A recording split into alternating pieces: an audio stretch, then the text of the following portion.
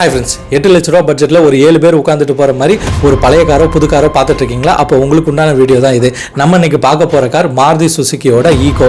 இந்த ego car யாருக்கு set ஆகும், யாருக்கு செட் ஆகாது, இதோட பாசிட்டிவ் என்ன, நெகட்டிவ் என்ன, இந்த காரோட ஸ்பெசிஃபிகேஷன் என்ன, இது எல்லாத்தையும் தான் அந்த வீடியோவில் டீட்டெயிலாக சொல்லியிருக்கேன். ஸோ வீடியோவை ஸ்கிப் பண்ணாமல் பாருங்கள். அதாவது மாருதியை பற்றி சொல்லணும்னா ஏழைகளோட நண்பன்னு சொல்லலாம். ஏன்னு பார்த்தீங்கன்னா எத்தனையோ பிராண்ட்ஸ் இருந்தாலும் நம்மளுக்கு புதுசாக ஒரு காரோ இல்லை பழசாக ஒரு காரோ வாங்கணும், அந்த கார் எந்த பிரச்சனை இல்லாமல் ஓடணும்னு நம்ம நினைக்கிறது ஃபஸ்ட்டு தோன்றது இந்த மாருதி பிராண்டை தான். இப்படியாப்பட்ட மாருதி நிறுவனம் தான் ஆம்னின்னு ஒரு வேனை ஃபர்ஸ்ட் கொடுத்துச்சு. அந்த வேனை நிறைய பேர் நம்ம யூஸ் பண்ணியிருக்கோம். இன்னைக்கும் சாலை ஓரங்களில் எத்தனையோ பேர் அதில் துணி வியாபாரமோ பொம்மை வியாபாரமோ நிறைய வியாபாரங்களை பார்த்துட்டு வராங்க. அதுக்கு அடுத்து வந்த மாடல் தான் இந்த ஈகோ. இந்த ஈகோவை பார்த்தீங்கன்னா பள்ளி சிறுவர்கள் அழைச்சிட்டு போகிறதுக்கு கூட்டிகிட்டு வரதுக்கு நிறைய சிறு சிறு வியாபாரங்கள் செய்கிறவங்க யூஸ் பண்ணிட்டு வராங்க. இப்படியாப்பட்ட இந்த காரோட ஃபர்ஸ்ட் நம்ம ஸ்பெசிஃபிகேஷனை பார்த்துட்டு வந்துடலாம். இதோட ஸ்பெசிஃபிகேஷன் பார்த்தீங்கன்னா 1197 சிசி 4 சிலிண்டர் K12N என்ற இன்ஜினை பயன்படுத்தியிருக்காங்க. இது இவங்க பிரத்யேகமான இன்ஜின், அதாவது நின்று வர பலினோல கூட இதை தான் பயன்படுத்துறாங்கன்னு சொல்றாங்க. அடுத்தது இது பார்த்தீங்கன்னா பவர் 80 bhp, அது பெட்ரோலுக்கு. சிஎன்ஜியில் 70 கொடுக்குறாங்க. டார்க் பார்த்தீங்கன்னா 95 Nm. அடுத்தது 5 ஸ்பீட் மேனுவல் கியரில் இது ரன் ஆகுது. ரேர் வீல் டிரைவிங் இருக்கு. பெட்ரோல் டேங்கோட கெப்பாசிட்டி 32 லிட்டரு. பெட்ரோலுக்கு மைலேஜ் பார்த்தீங்கன்னா 19 சொல்றாங்க, சிஎன்ஜிக்கு 26 சொல்றாங்க. ஆனால் ஆக்சுவலான மைலேஜ்ன்றது யூசர் சொன்னது பார்த்தீங்கன்னா ஒரு 14 to 15 எடுக்கிறேன்னு சொல்றாங்க. அடுத்து சிஎன்ஜியில் பார்த்தீங்கன்னா 21, 22 தான் சொல்றாங்க. இது எந்த வரைக்கும் மைலேஜ்ல உண்மைகள்னு பார்த்துட்டு இருக்கவங்க யாரும் இந்த கார்களை வச்சிருந்தீங்கன்னா உங்களோட மைலேஜை நம்ம கமெண்ட் செக்ஷன்ல சொல்லுங்க. இப்போ இந்த காரோட பாசிட்டிவ் திங்ஸை பார்த்துட்டு வந்துடலாம். ஃபர்ஸ்ட் பாசிட்டிவ் சைடு நம்ம பார்த்த உடனே பிராண்டை நம்ம நம்பலாம். மாருதி, அதாவது என்னதான் பல பிராண்டுகள் இருந்தாலும் இந்த மாருதி பார்த்தீங்கன்னா ஏழைகளின் நண்பனாக தான் இருக்கு. நம்மளுக்கு ஒரு பட்ஜெட்ல ஒரு கார் கொடுக்கறதுல இவங்களை அடிச்சுக்கவே முடியாது. நம்ம இவங்களோட காரை வாங்குறது மூலியமா நம்மளுக்கு மைலேஜ் அதிகமாக கிடைக்கும். ஸோ அதே மாதிரி தான் அந்த ஈகோ 7 பேர் வரைக்கும் பயணம் செய்யலாம், உங்களுக்கு மைலேஜுகளும் அதிகமாக கிடைக்கும். செகண்ட் பிளஸ்ன்னு பார்த்தீங்கன்னா நீங்க ஒரு ஸ்கூல் ட்ரிப் பண்றீங்க, உங்களுக்கு அந்த குழந்தைகளை கூட்டிட்டு போறீங்கன்னா உங்களுக்கு இது பர்ஃபெக்டாக செட் ஆகும். ஏன்னு பார்த்தீங்கன்னா இன்று வரை யூஸ்டு மார்க்கெட்டில் பெரிய பெரிய வாகனங்கள் இருக்கு, அதோட மைலேஜும் அதிகமாக இருக்கும், மெயின்டெனன்ஸ் ஃபீயும் அதிகமாக இருக்கும்.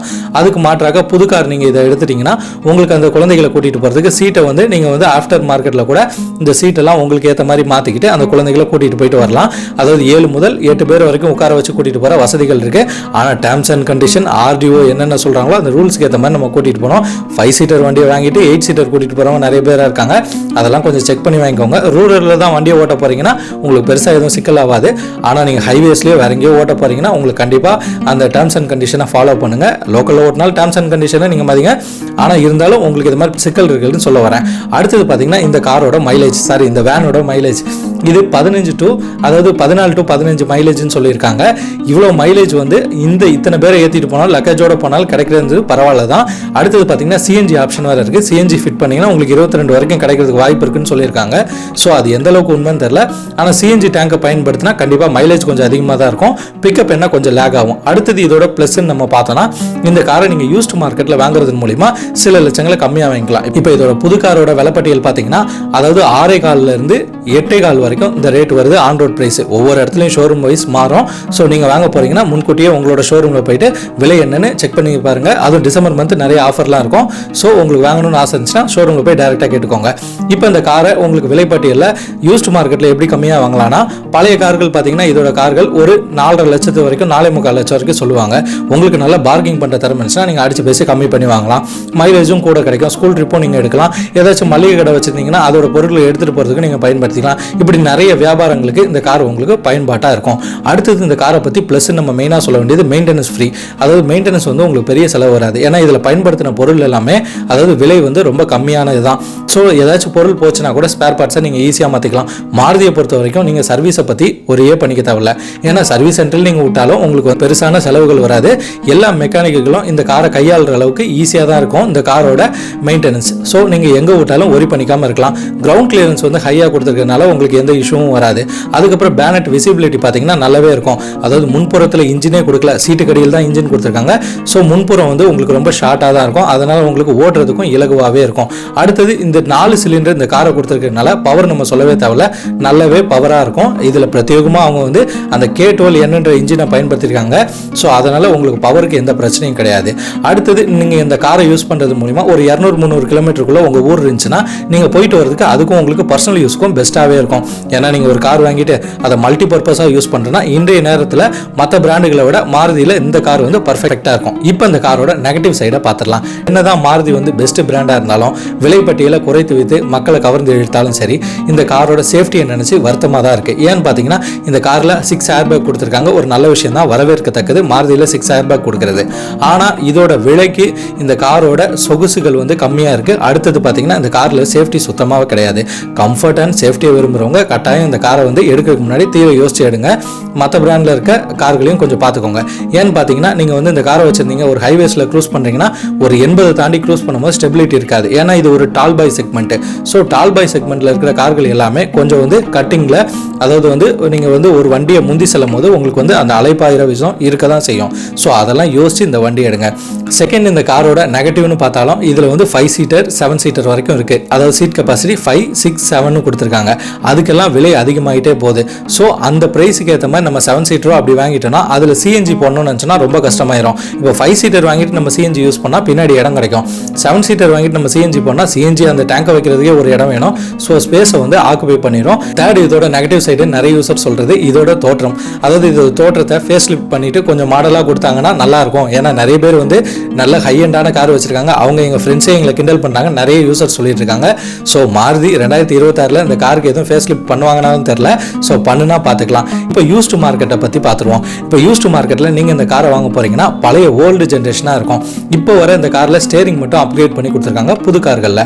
இப்போ யூஸ்டு மார்க்கெட்டில் பார்த்தீங்கன்னா பழைய ஸ்டேரிங் தான் இருக்கும், இன்னும் உங்களுக்கு பழமை மாறாக இருக்கும். ஸோ அதெல்லாம் யோசிச்சு இந்த காரை வாங்க. இப்போ நீங்கள் யூஸ்டு மார்க்கெட்டில் வாங்கும்போது கிலோமீட்டர்கள் வந்து இந்த கார் வாங்கினீங்கன்னா பெருசாக ஓடி இருக்காது. ஏன்னா பார்த்தீங்கன்னா இது ஸ்கூல் சவாரி செய்கிறவங்களும் கமர்ஷியல் பர்பஸ் பண்ணுறவங்க தான் இதை யூஸ் பண்ணியிருப்பாங்க. ரொம்ப லாங்கெல்லாம் யூஸ் பண்ணியிருக்க மாட்டாங்க. இப்போ ஊர்லேருந்து நகரப்புறம் வருவாங்க, நகரப்புறத்துலேருந்து ஊருக்கு போவாங்க, அந்த மாதிரி தான் இருக்குமே தவிர உங்களுக்கு கிலோமீட்டர் அதிகமாக ஓடி இருக்க வாய்ப்பு இருக்காது. ஆனால் ரஸ்ட் இஷ்யூ மட்டும் இருக்கான்னு பார்த்துக்கோங்க. ஏன்னா நிறைய கார்களில் வந்து இந்த ரஸ்ட் இஷ்யூஸ் இந்த கார்களில் இருக்க தான் செய்யுது. அடுத்தது மற்றபடி இன்ஜின் கோளாறுகள் வேறு எதுவும் இருக்குதான்னு நல்லா செக் பண்ணுங்கள். எனக்கு தெரிஞ்ச வரைக்கும் மேக்ஸிமமாக எதுவும் இன்ஜின் கோளாறுகள் வந்த வண்டிகளை நான் பார்த்ததில்லை. ஸோ நீங்கள் அதெல்லாம் செக் பண்ணிவிட்டு ஆகச்சிறந்த காராக இந்த யூஸ்டு மார்க்கெட்டில் கண்டுபிடிச்சி வாங்கினீங்கன்னா நல்லா பார்கிங்கும் பண்ணி வாங்கினீங்கன்னா உங்களுக்கு சூப்பர் காராக இருக்கும். இதை வச்சு நீங்கள் ஸ்கூல் சவாரி தாராளமாக செய்யலாம். அது மட்டும் இல்லைங்க, ஆஃப்டர் மார்க்கெட்டில் இருக்க சீட்டெல்லாம் பற்றி விசாரிங்க. அதை பற்றி நம்மளுக்கு தெரிஞ்சாலும் ஒரு வீடியோ எடுத்து போடுவோம். இதே மாதிரி நீங்கள் சீட்டை மாடிஃபை பண்ணிவிட்டு இந்த காரை வச்சுட்டு உள்ளூருக்குள்ளே ஓட்டுறீங்க, பள்ளி சிறுவர்களை அழுத்திட்டு போயிட்டு வரீங்கன்னா உங்களுக்கு எந்த பிரச்சனையுமே கிடையாது. வெளியே போகிறீங்கன்னா மட்டும் கொஞ்சம் சூதானமாக போயிட்டு வரணும். அடுத்தது இந்த காரை வச்சுக்கிட்டு நீங்கள் உங்கள் ஃபேமிலியோட லாங் ட்ரிப்லாம் அடிக்கணும்னு பிளானே பண்ணிக்காதீங்க. ஒரு 300 கிலோமீட்டர் 200 கிலோமீட்டர்னா ஒன்றும் பிரச்சனை இல்லை. சிட்டிக்குள்ளேனா உங்களுக்கு வந்து ஆசல் ஃப்ரீயாக போகலாம். ஆனால் நீங்கள் வந்து வெளியே ஒரு 700 800 கிலோமீட்டர் போகிறீங்கன்னா இந்த கார் வந்து கட்டாயம் உங்களுக்கு கம்ஃபர்டபுளாக இருக்காது. இன்கேஸ் கம்ஃபர்டபுளாக நீங்கள் சீட் குஷன்ஸ் எல்லாம் மாற்றி பர்ஃபெக்டாக இருந்தாலும் உங்களுக்கு லாங் போகிறதுக்கு சேஃப்டி கண்டிப்பாக கிடையாது. ஸோ நீங்கள் சேஃப்டி விஷயத்தை நல்லா யோசிச்சே முடிவெடுங்க. சேஃப்டி தான் வேணும்னு சொல்லிட்டு எதிர்பார்க்குறீங்கன்னா இன்னொரு பிராண்ட் இருக்குது. அந்த பிராண்ட் பார்த்தீங்கன்னா ட்ரைபர் இருக்குது. ட்ரைபரை நீங்கள் தாராளமாக எடுக்கலாம். ட்ரைபர் வந்து இதை விட உங்களுக்கு அட்வான்ஸாக இருக்கும். அதாவது பர்ஃபார்மன்ஸ் பேஸில் இருக்கணும், பார்க்குறதுக்கும் நல்ல தோற்றத்தோடு இருக்கணும். அதாவது 7 பேர் வரைக்கும் பயணம் செய்யணும், பட்ஜெட் ஃப்ரெண்ட்லியாகவும் இருக்கணும்னு நினச்சிங்க, கார் வடிவிலே இருக்கணும்னு நினச்சிங்கன்னா நீங்கள் வந்து ட்ரைபர் எடுக்கலாம். இது வந்து ஒரு வேன் டைப். இது வந்து கமர்ஷியல் பர்பஸ்க்கு பக்காவாக சூட் ஆகும். ஸோ இந்த மாதிரி ஈகோவை எடுக்கிறதுக்கு முன்னாடி நீங்கள் இந்த விஷயங்கள்லாம் தெரிஞ்சுக்கிட்டிங்கன்னா உங்களுக்கு ஆகச்சிறந்த வண்டியாக எடுக்கலாம். அது யூஸ்டு மார்க்கெட்டாக இருந்தாலும் சரி, புதுசாக வாங்க போனீங்கனாலும் சரி, இல்லை எடுக்கலாமான்னு கூட பிளான் பண்ணுவீங்க. அதுக்காக தான் இந்த வீடியோ நண்பர்களே. இதே போன்ற மோட்டார் சார்ந்த விஷயங்களை நம்ம சேனல்லேருந்து ரெகுலராக தெரிஞ்சுக்கிறதுக்கு த மிதுன் ஸ்டோரி சேனலை சப்ஸ்கிரைப் பண்ணுங்கள், ஷேர் பண்ணுங்கள், லைக் பண்ணுங்கள். உங்களோட ஒவ்வொரு ஷேர் அண்ட் சப்ஸ்கிரிப்ஷனில் தான் அடுத்தடுத்த வீடியோ போடுறதுக்கு எனக்கு உந்துதலாக இருக்குன்றதை என்றைக்குமே மறந்துடாதீங்க. நான் பேசுகிற விஷயங்களில் எதுவும் கருத்து முரண்பாடுகள் இருந்தால் தாராளமாக நம்ம கமெண்ட் செக்ஷனில் சொல்லுங்கள். அடுத்த வாட்டி நான் திருத்திக்கிறேன். ஏன்னா ஒவ்வொருத்தரும் டெய்லியும் ஒன்று கற்றுக்கிட்டு தான் வந்துட்டுருக்கோம். எல்லாம் தெரிந்தவர் என்று யாருமே கிடையாது. எல்லாருமே ஒரே மாதிரி சமமாக எண்ணுன்றது தான் நம்மளோட கருத்து. நான் உங்கள் மிதுன். அடுத்த காணொளியில் சந்திப்போம். பாய்.